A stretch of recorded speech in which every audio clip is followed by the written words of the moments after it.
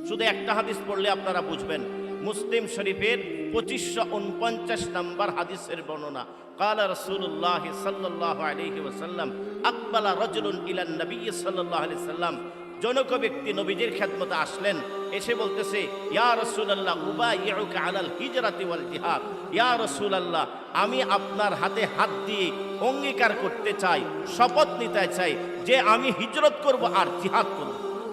সাথে সাথে বলতেছে, আবতাগিল আজরা মিনাল্লাহ, এই জিহাদ আর হিজরতের উদ্দেশ্য আমার দুনিয়াবি কোনো কিছু না, একমাত্র আমার মালিকের সন্তুষ্টি। এই কথা শুনে রাসূল বলতেছে, আমিন ওয়ালিদাইকা আহাদুন হাইয়ুন, তোমার মাতা পিতার দুইজনের কেউ কি জীবিত আছে? ক্বালা নাআম কিলাহুমা, দুইজনের একজন না, উভয়ই জীবিত আছে। তখন জবাবে রাসূল করিম সাল্লাল্লাহু আলাইহি সাল্লাম বলেন, ইরজি ইলাইহা, তাহলে তোমার বৃদ্ধ মাতা পিতার কাছে ফিরে যাও, ফাবিররাহা, তাদের যথাযথ খেদমত করো। যদি তাদের যথাযথ খেদমত করতে পারো, আল্লাহ তাআলা তোমার আমলনামায় হিজরত আর জিহাদের সওয়াব লিখবেন।